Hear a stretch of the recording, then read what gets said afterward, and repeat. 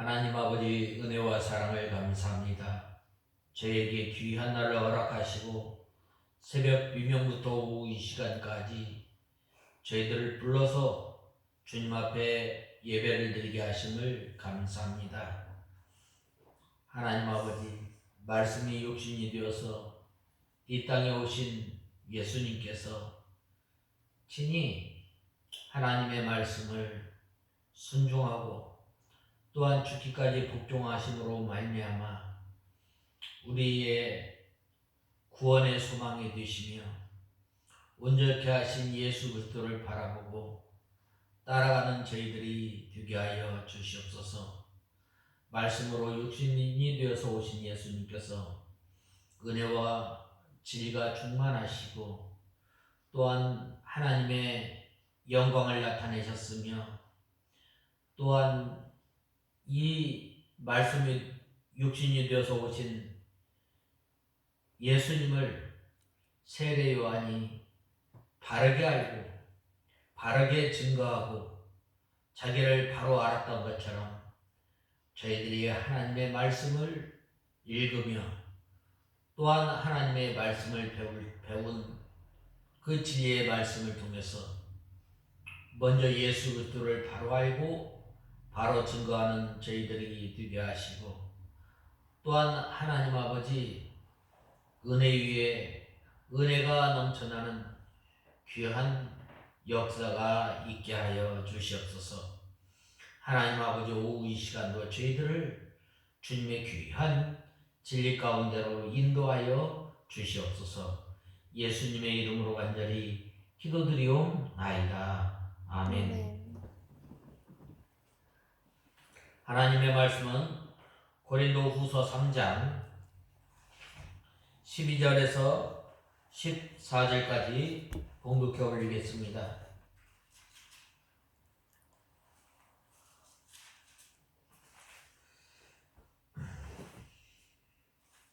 12절에서 14절 찾으신 줄 알고 봉독해 올리겠습니다. 우리가 이 같은 소망을 가졌기 때문에 더 담대하게 행동한다. 우리는 모세가 이스라엘 자손들로 장차 없어질 것에 마지막을 보지 못하게 하려고 수건을 자기 얼굴 위에 쓴 것 같이 행동하지 않는다. 그러나 그들의 마음이 완고하게 되어 오늘까지도 구약을 읽을 때에 그 수건이 벗겨지지 않은 채 그대로 남아있다. 그것은 예수 그리스도 안에서만 벗겨지는 것이다. 아멘. 오늘 본문은 사도 바울이 이 율법에 정죄하는 그 직분 또 이 새 언약의 일꾼에 대한 그 직분을 말하면서 이 예수님과 또 모세를 비교해서 이 직분에 대해서 말씀하고 있습니다. 특별히 이 복음의 율법은 이 복음의 직분은 율법의 직분보다 월등하며 그 영광이 영원하고 승리할 것을 말씀하고 있습니다. 이러한 그 확신에 찬 사도 바울은 오늘 본 말씀 12절에 보면 우리가 이 같은 소망이 있으므로 담대히 말하노니라고 말씀하였습니다. 오늘 본 말씀 12절에 보면 3장 12절에 보면 우리가 이 같은 소망을 가졌기 때문에 더 담대하게 행동한다라고 말씀하고 있습니다. 여기에 이 같은 소망은 무엇입니까? 무엇이에요? 바로 이 복음의 직분을 힘써 감당하고 또한 이 복음의 직분을 힘써 행할 때에 하나님께서 우리에게 주시는 그 상급 또한 하나님께서 우리에게 주신 그 영광이 율법의 직분보다 더 크고 영광스럽다라고 말씀하고 있습니다. 또 하나님 나라에서 받을 소망이 있으므로 언제나 또 어디서나 누구에게 위축되지 않고 힘껏 복음의 직분을 감당한 것입니다. 사도 바울은 디모데후서에서 내가 선한 싸움을 다 싸우고 달려갈 길을 다 달려갔으니 이제 후로는 나에게 면류관이 예비되었다라고 말씀하였습니다. 사도 바울은 이 복음의 직분을 향해 감당하는 데 힘써 또한 선한 싸움을 싸우며 하나님께서 자기에게 주신 이 직분을 잘 감당하였습니다. 바로 우리가 이러한 그 영광스러운 복음을 받았음에도 불구하고 때로는 우리가 낙심하고 또 실망하고 또 연약해서 넘어질 때가 얼마나 많이 있어요. 또 이 복음의 직분을, 이 율법에 정죄하는 직분을 감당하는 그 영광도 크지만 이보다 더 큰 영광을 가지고 있는 우리 성도들이 어떻게 믿음 생활하며 또한 어떻게 우리가 하나님께서 맡겨주신 직분을 감당할 것인가에 대해서 말씀하고 있는 거예요. 그렇기 때문에 바로 우리 앞에 있는 우리 앞에 있는 장차 다가올 그 영광을 바라볼 때에 위축하거나 또한 복음의 직분을 감당하는 사람이 율법의 이 직분을 감당하는 사람보다 더 담대하게 하나님께서 맡겨주신 일을 감당할 것을 말하고 있는 거예요. 이렇게 사도 바울은 이 복음을 전하는 일에 있어서 율법을 맡은 이 직분자들보다 더 당당하게 하나님의 복음을 전할 뿐만 아니라 직분을 감당한 것을 보게 됩니다. 특별히 사도 바울은 이 사도 직분 및 사도 직무 수행에 대한 사도 바울의 이 변호를 보도하고 있는 것입니다. 그래서 전반부인 1장 12절에서 7장 16절까지 이어지는 1년 이 기사 가운데서도 사도직 및 그 수행의 정당성에 대한 변호를 하고 있습니다. 특별히 2장 12절에서 5장 17절의 이 연속 부분입니다. 여기에서는 사도 바울의 새 언약의 사도로서 확신과 긍지에 대하여 이 말씀하고 있는 거예요. 새 언약의 일꾼. 새 언약은 무엇을 말하는가?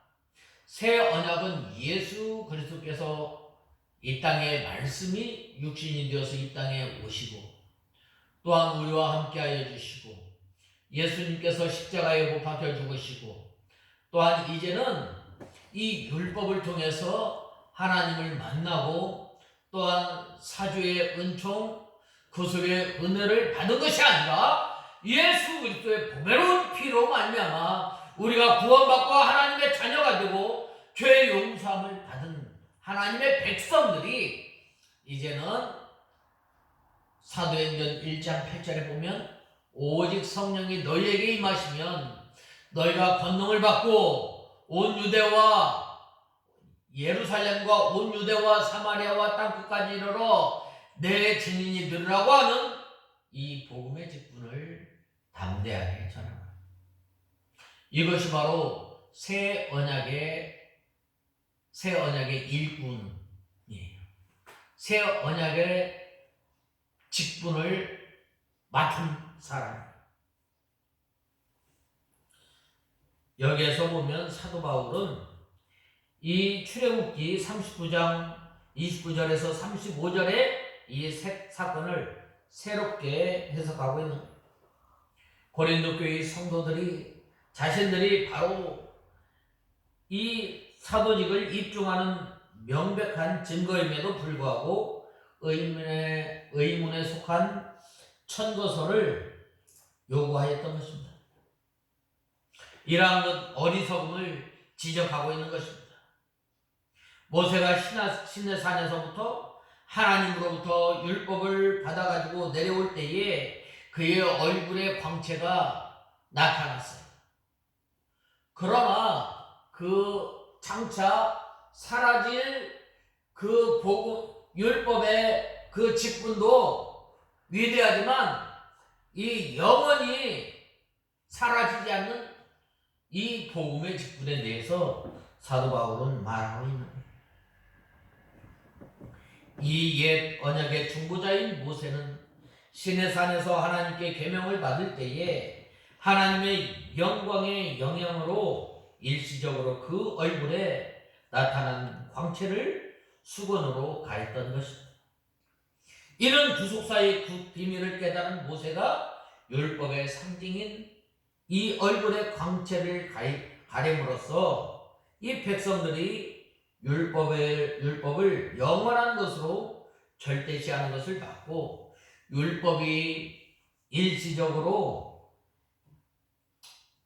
이제 필연코 없어질 것을 나타내기 위함입니다. 그러나 불행히도 이 모세의 이러한 노력에도 불구하고 이스라엘 백성들은 한시적이고 또 마치 얼굴에 수건이 가려워져 있는 이 광채를 볼 수 없는 것처럼 그의 마음이 완고해지고 율법에 대한 편견으로 가득해서 이 장차 임할 이 구원의 복음을 믿는 것에 큰 막대한 영향을 끼치지 못하였던 것입니다. 하나님께서 왜 율법을 주셨어요? 이 율법을 주신 것은 우리가 이 율법을 통해서 구원을 받는 것이 아니라 이 율법을 통해서 우리가 죄인임을, 우리가 연약함을 알게 하고 또 예수 그리스도를 간절히 바라게 하기 위해서 하나님께서 모세에게 이 율법을 주신 거예요. 그런데 실체 되신 예수님께서 이 땅에 오셨음에도 불구하고 이스라엘 백성들은 예수님을 영접하지 아니하고 그들을 십자가에 못 박혀 죽이신 거예요. 그런데 문제는 이미 사도 바울로부터 구원의 복음을 받은 고린도 교회 성도들조차 이 복음을 귀하게 여기고 또한 이 복음으로 인하여서 살아야 할 이 고린도 교회 성도들이 이 유대로부터 가만히 들어온 거짓 선지자들의 꾀임을 받아서 너희 이제 사도 바울이 전한 복음의 진리, 구원의 복음을 이제 어떻게 했어요? 그것을 제대로 믿지 않고 이 유대로부터 온 거짓 사도들의 꾀임에 빠져서 그들의 말을 듣게 된 거예요. 그들의 미혹에 넘어가서 사도 바울이 전한 영원한 진리의 복음을 버려버리고 이 율법을 쫓아갔던 거예요. 그래서 이 사도 바울에게 청거서가 없다는 이유만으로 사도 바울이 이 사도가 된 것을 의심하게 된 거예요. 이 사도라는 말은 뭐예요? 보냄을 받은 거예요. 예수 그리스도로부터 직접 보냄을 받은 거예요. 그런데 이 거짓 사도들은 어떻게 했어요? 바로 유명한 사람들로부터 청거서를 받아서 나는 이러한 사람이다. 이러한 사람 밑에서 내가 공부하고 이러한 사람이 나를 천개해줘서 이곳에 오게 되었다라고 하였던 거예요. 처음에 사도 바울이 성령으로 시작했다가 이 고린도 교회 성도들이 성령으로 시작하였다가 육체로 돌아가는 이러한 일을 범하게 된 거예요. 우리가 처음에 예수 그리스도를 믿고 또한 예수 그리스도만이 나의 참 구주, 나를 위해서 십자가에 못 박혀 죽으신 그 구속의 은혜에 감사감격하며 살았던 우리가 때로는 연약함으로 때로는 넘어짐으로 말미암아 어떻게 돼요? 육신으로 다시 돌아가는 경우가 얼마나 많이 있어요. 그래서 사도 바울은 다시금 이 출애굽기 34장 29절에서 35절의 사건을 다시금 재해석함으로 말미암아 오직 구원은 자신이 전한 복음으로서 이 구원 자신이 전한 복음으로서 가능함을 증거하고 또 복음을 전한 자신의 사도직에 대해서 단지 청거서가 없다는 이유만으로 의심하고 대적한 고린도 교회 성도들의 어리석음을 지적하였던 거예요. 내가 너희들을 위해서 1년 반 동안 기르고 또한 너희들을 예수 그리스도의 진리 가운데로 인도하였는데 내가 청거서가 없다는 이유. 그래서 이 사도 바울은 바로 내가 사도된 증표는 너희다 이거야. 내가 너희들을 이제 저주로 먹이지 아니하고 단단한 음식으로 먹이지 아니하고 지금까지 내가 너희들을 저주로 먹였다. 너희가 마땅히 선생이 되어야 할 사람인데 아직도 너희들이 이 저주나 먹는 유치한 사람이라고 책망하지 않았어요. 그리하였을 때에 바로 이 고린도 교회 성도들이 돌아오고 또한 너희가 내 편지가 되고 너희가 내 자랑거리가 되고 너희가 내 멸류관이다. 이렇게 고린도 교회 성도들이 사도 바울의 말씀을 이제 듣고 또 이제 회개하고 돌이켰을 때에 자랑거리가 되고 향기가 되고 멸류관이 됩니다. 이것이 바로 내가 사도된 증거다라고 밝히 증거하고 있는 것입니다. 물론 사도 바울의 이러한 지적은 단지 그들의 잘못을 지적함이 위한 것이 아니라 그들로 하여금 거짓 사도들의 그 미혹에서 벗어나서 내가 너희들에게 전한 그 복음, 내가 너희들에게 전한 그 진리의 말씀 가운데서 든든히 서 나갈 것을 말씀하고 있어요. 오늘날 우리가 믿음 생활하는 데 있어서 가장 중요한 게 무엇인가?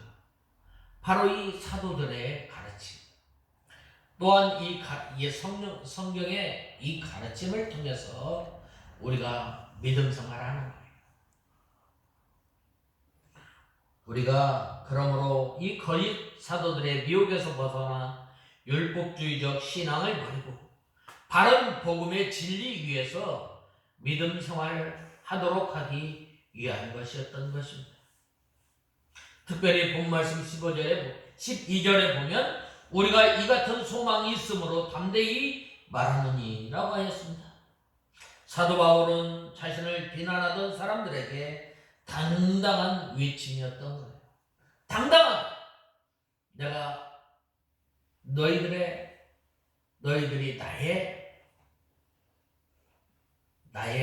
내가 사도된 증표다. 너희들이다. 내가 청거서가 없지만 너희들의 신앙, 내가 청거서가 없지만 너희들의 믿음이 내가 사도된 증표임을 말씀하고 있는 거예요.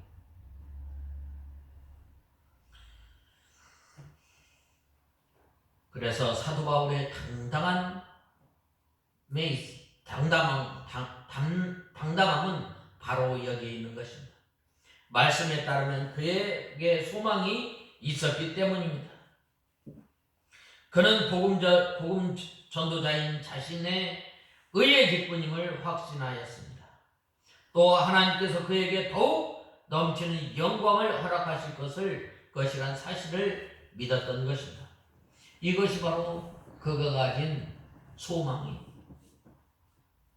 하늘의 소망을 둔 사람은 어디에서 어느 누구 앞에서도 담대할 수 있는 거예요. 이 다니엘의 세 친구들은 이 7배나 뜨거운 풀무불 아래서도 앞에서도 담대하였던 것은 하나님께서 건져주실 것을 믿었던 거예요. 그러기 때문에 그 칠바나 뜨거운 풀물 앞에서 하나님께서 우리를 건져주실 것입니다.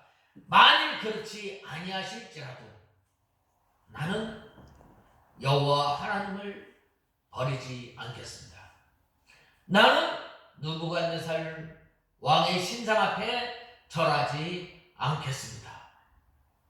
이것이 바로 담대함이에요. 하나님의 말씀이 그 세 친구들과 다니엘의 이러한 그 담대한 믿음을 가졌기 때문에 사자굴 앞에서도 풀무불 앞에서도 담대하게 믿음을 지켜나갔던 거예요. 사도 바울이 당당하게 이러한 그 소망을 가지고 고린도 교회 성도들에게 이제는 너희가 이 거짓 사도들의 미혹에서 벗어났어. 내가 전한 그 복음 가운데 서라고 이렇게 담대하게 외쳤던 것은 바로 이 사도 바울이 가졌던 이 소망을 가졌기 때문에 당당하게 하나님의 말씀을 전하는 거예요. 우리가 고난을 받는 것은 잠시지만 장차 나타날 영광과 좋게 비교할 수 없기 때문에 사도 바울은 40일에 하나 감한 매를 5번이나 또 강의 위험, 동적의 위험, 또 도둑 여러 위험으로부터 이러한 그 어려움이 있었지만 이 직분을 잘 감당하였던 것입니다. 또 사내들인의 위협 앞에서도 복음을 전하기를 포기하지 않았던 이 사도들의 담대함. 이 사도행전 4장에 보면 베드로가 이 사내들인 앞에서 하나님의 말씀을 바로 증거하지 않았어요. 그들이 사도 베드로를 범인 줄 알았지만 그가 전한 그 복음에 눌려서 그들은 더 이상 이 사도 베드로를 어떻게 하지 못하고 풀어놓았던 거다. 너희가 이것을 전하지 말라. 내가 어떻게 이것을 전하지 않겠느냐. 담대하게 전하였던 거예요. 왜 그래요? 바로 부활하신 그 하나님, 나를 사랑하시는 그 하나님의 사랑에 감사한 것께서 사도 베드로는 사내들인의 이 위협 앞에서도 담대하게 하나님의 말씀을 전하였던 것입니다. 바로 이러한 소망은 하늘에 소망을 둔 사람이에요. 하늘에 둔 소망은 바로 세상이 감당하지 못하는 사람입니다. 하늘의 소망은 험난한 고난 앞에서도 성도들이 당당하게 행할 수 있도록 해주는 거예요. 이 복음을 지키기 위해서, 이 믿음을 지키기 위해서 믿음의 선진들은 고난과 핍박 가운데서 당당하게 믿음을 지켜나갔던 거예요. 그것은 장차 우리가 하늘에서 누리게 될 영광이 지금 우리가 이 땅에서 겪고 있는 고난과는 결코 비교할 수 없을 만큼 크고 복된 것이기 때문입니다. 로마서 8장 18절에 보면 뭐라고 말씀하였는가? 로마서 8장 18절에 현재의 고난은 장차 우리에게 나타날 영광과 좋게 비교할 수 없다고 나는 생각한다 라고 말씀하였습니다. 현재의 고난, 장차 나타날 영광은 좋게 비교할 수 없다고 말씀하고 있습니다. 근데 오늘날 보면은 참 우리 성도들이 고난받기를 싫어해요. 믿음을 지키면서 마땅히 고난을 당하고, 믿음을 지키면서 마땅히 우리가 하나님의 말씀을 쫓아가야 하는데 우리가 이 고난받기를 싫어합니다. 이것이 과연 하늘에 소망을 두고 살아가는 사람인가? 한번 생각해 보는 거예요. 하늘에 소망을 두고 사는 사람은 현실적인 문제로 낙심하지 않아요. 절망하지 않습니다. 설령 죽음의 위기가 닥쳐도 흔들리지 않는 거예요. 왜? 하늘의 소망이 더욱 크고 영광스럽기 때문입니다. 실제로 수많은 믿음의 선진들이 믿음을 지킬 때 핍박을 받을 때마다 기뻐하는 가운데서 죽어갔던 거예요.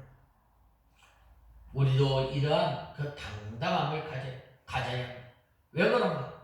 바로 이 소망이 우리에게 있기 때문이에요. 장차 나타날 하늘나라의 소망. 우리가 이러한 그 소망을 가질 때에 우리 앞에 이 다니엘과 세 친구와 같이 풀무불과 같은 또 사자굴 앞에서도 당당하게 나아갈 수 있는 거예요. 그 다음에는 13절에서 14절에 보면 뭐라고 말씀하셨는가? 13절에서 14절에 보면 저희 마음이 완고하여 그 수건이 오히려 벗겨지지 아니하고 있으니 그 수건은 그리스도 안에서 없어질 것이라고 말씀하고 있습니다. 모세가 자기의 얼굴을 광채로 인해서 수건을 쓴 것입니다. 수건을 쓴 것은 이 광채가 점점 없어져가는 광채를 사람들이 주목하지 못하게 하기 위해서 썼습니다. 모세의 얼굴에서 나는 광채 때문에 이스라엘 백성들이 모세를 바라볼 수 없기 때문에 쓴 것이 아닙니다. 모세가 율법을 공포할 때는 그 얼굴에 수건을 가리지 않고 그대로 공포하고 말을 마친 후에는 얼굴을 수건으로 가리었습니다. 모세의 얼굴의 광채는 잠시 후에 없어질 것입니다. 율법의 직분은 없어집니다. 그러나 복음의 직분은 영원한 것을 말하고 있는 거예요. 그러므로 그 광채가 없어지게 되는데, 그러므로 그 광채가 없어지는 것을 보이지 않게 하기 위해서 이 모세가 얼굴에 수건을 쓴 것입니다. 왜 그런가? 모세가 아주 겸손하고 또한 온유한 사람, 또한 자기를 우러러 보게 하려고 그렇게 하지는 않았을 것입니다. 율법의 광채는 수건과 같은 의식과 제도에 가리워져 있고 예수 그리스도께 인도한 후에는 사라지게 되는 거예요. 이 율법의 제사, 율법의 의식법, 율법의 정결례를 통해서 바로 우리가 어떻게 하나님을 섬기고 우리가 어떻게 또 구원함을 받은 성도들이 어떻게 할 것인가. 이제는 이 실체 되신 예수님께서 오심으로 말미암아 이러한 그 의식법과 제사법은 폐지되었지만 이 예수님께서 율법을 완성하심으로 말미암아 이제는 예수님께서 우리를 위해서 십자가에 못 박혀 죽으셨고 우리가 이제는 어떻게 살아야 할 것인가. 우리가 마음을 새롭게 하고 변화를 받아서 하나님께서 기뻐하실 만한 산 제사를 드리는 것. 산 제사를 우리가 어떻게 드려야 할 것인가. 바로 하나님은 영이시니 우리가 날마다 하나님 앞에 예배를 드릴 때에 성령의 감동과 하나님의 말씀에 맞는 예배를 통해서 주님께서 기뻐 받으십니다. 그렇기 때문에 이제는 전에 지켰던 그 제사제도 또한 율례와 규례와 법도 이러한 것을 다 이루신 그 예수님이 오심으로 말미암아 이제는 이 복음이 더 영광스러운 거예요. 율법은 사라지고 예수 그리스도께로 인도한다면 없어집니다. 바로 이스라엘 백성들이 그토록 모세를 존경하고 모세 이 율법을 따랐지만은 이제는 실체 되신 예수님께서 이 땅에 오심으로 말미암아 하나님의 말씀을 온전히 순종하심으로 말미암아 이제는 율법을 통해서 하나님을 만나고 율법을 통해서 구속의 은혜를 받는 것이 아니라 이제는 예수 그리스도를 믿음으로 말미암아 우리가 구원을 받고 우리가 죄 사함을 받고 우리가 또 긍휼의 은혜를 받고 이 은혜를 받는 것. 이것은 예수 그리스도로 말미암아 이 구속의 은혜를 받고 긍휼의 은혜를 받은 사람이 이제는 하나님께서 우리에게 직분을 주심으로 말미암아 그 직분을 감당할 때에 바로 그 직분은 없어지지 않고 영원한 것임을 말씀하고 있습니다. 이 율법을 무시하고 따라오지 않을 염려가 있으므로 결국에는 보지 못하게 하려고 이 모세가 이 수건으로 얼굴을 가려운 것입니다. 이 율법이 그리스도에게까지 없어질 것이지만 그때까지는 이스라엘 백성들이 이 율법을 통해서 따라오라는 거예요. 부지런히 따라오고 또한 율법이 하나님의 지상의 명령인 줄 알고 따라가야만 죄를 발견하게 되고 죄를 깨닫게 되고 우리 영이 살게 되므로 이 율법의 결국은 보지 못하게 한 것입니다. 하나님께서 이렇게 가리어 놓았다가 때가 된 다음에 알게 해 주시는 것이 많이 있는 거예요. 7인을 봉한 것도 또한 인봉하여 모르게 하였다가 그 후에 인을 뗄 때야 알게 한 것입니다. 또 예수님의 재림하는 날과 시간을 알지 못하게 가리워 놓았다가 예수님께서 재림하실 때에야 알게 하는 것처럼 이 율법을 예수님이 오시기 전까지 이스라엘 백성들이 따라가게 되므로 내가 죄인임을 알게 되고 내가 연약함을 알게 되고 오직 예수 그리스도만이 나의 참 구세주이심을 알게 하는 거예요. 이때까지는 부지런히 따라. 이제는 예수님께서 오신 다음에는 이 율법이 필요 없는 거예요. 그러므로 하나님께서 이 모르게 해놓은 것도 이 모르는 것이 좋습니다. 또한 미리 아는 것도 유익이 없는 거예요. 구약에도 이 복음이 내포되어 있지만 그것이 가리워져 있습니다. 소나 양이나 이 염소를 잡아서 제사하는 것은 장차 우리 주 예수 그리스도께서 오셔서 우리를 위해서 피 흘려 주실 것을 상징하고 있어요. 그때는 우리는 하나님 앞에 나갈 수 없지만 바로 나를 위해서 죽으실 예수 그리스도를 바라보면서 이 구약의 성도들은 짐승을 잡아서 하나님 앞에 예배를 드리고 하나님 앞에 나가게 되고 또 하나님께서 이 짐승의 이 피를 보고 그들의 죄를 용서해 주시고 그런데 이제는 예수 그리스도께서 오심으로 말미암아 우리가 예수 그리스도의 피를 의지하고 나갈 때 하나님께서 우리의 죄를 용서해 주시고 우리는 용서받을 수 없는 죄인이에요. 우리는 하나님 앞에 나갈 수 없는 죄인이지만 오직 예수 그리스도의 피로 말미암아 우리가 하나님의 은혜의 보좌 앞에 담대히 나가게 됩니다. 이 은혜의 보좌 하나님 앞에 나갈 때에 죄인들이 죄 용서함을 받고 또한 죄 씻음을 받고 긍휼의 은혜, 죄 용서함을 받는 은혜를 우리가 입는 신약시대의 사도 바울은 누구나 예수 그리스도를 알 수 있도록 복음을 가리우지 않고 공공연하게 복음을 전하는 거예요. 알 수 있게. 예수, 오늘날 보면은 알 수 있잖아요. 예수님. 그러나 우리의 완악함으로 인해서 우리가 이 복음을 잘 받아들이지 않는. 그러나 그 수건은 그리스도 안에서 벗겨질 것이라고 하였습니다. 예수 그리스도를 믿어야 율법을 바로 알고, 예수 그리스도를 믿어야 이 율법주의의 이 의식주의에서 벗어나게 되는 거예요.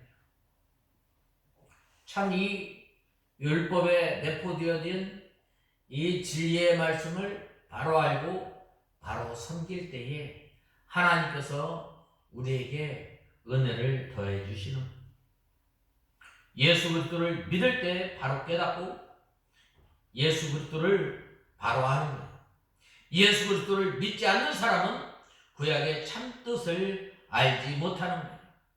예수님의 생명의 역사와 영적 자유의 세계에서는 사는 자가 아니면 아직도 수건이 벗겨지지 않는 사람이에요. 왜 그런가? 우리의 완악함으로 하나님의 진리의 빛이 비추었음에도 불구하고 우리가 예수님에 대해서 알지 못하는 거예요. 그러므로 우리가 날마다 기도할 때 우리의 완악함을 이 완악하다는 말은 무슨 말인가? 이 가죽, 곧 단단한 가죽을 입는 거예요. 하나님의 말씀이 거기에 들어가도 어떻게 돼요? 성령 하나님께 감화감동하지 않는 거예요. 그것은 바로 하나님께서 우리에게 주시고자 하는 그 은혜를 주시려고 하는데, 우리가 죄를 지음으로 말미암아, 우리가 또한 완악하고 교만함으로 말미암아 하나님의 말씀을 깨닫지 못한 때가 많이 있어요. 그러므로 우리가 하나님 앞에 나오려면 온유하고 상한 마음, 원통한 마음으로 주님 앞에 나와서 우리의 이 마음이 부드러워지도록 온유한 마음을 가질 수 있도록 우리가 늘 기도해야 합니다. 바로 그러할 때에 하나님께서 함께 해주시는, 오늘 이 율법의 직분과 또 이 복음의 직분에 대해서 오늘 우리가 살펴보았는데, 이제는 우리가 온유하고 겸손함으로 말미암아 하나님께서 주시는 은혜 가운데 늘 걸어가는 우리가 다 되어야 하겠습니다. 다 같이 기도하겠습니다. 하나님 아버지, 은혜와 사랑을 감사합니다. 저희들이 무엇이간데 하나님의 자녀로 삼아주시고, 또한 썩어 없어지지 않는 영원한 복음을 허락하시고, 또한 우리에게 직분을 허락하여 주셨는데, 우리가 이 소망의 담대함으로 하나님께서 우리에게 주신 직분을 잘 감당하는 저희들이 되게 하여 주시옵소서. 예수님의 이름으로 간절히 기도드리옵나이다. 아멘.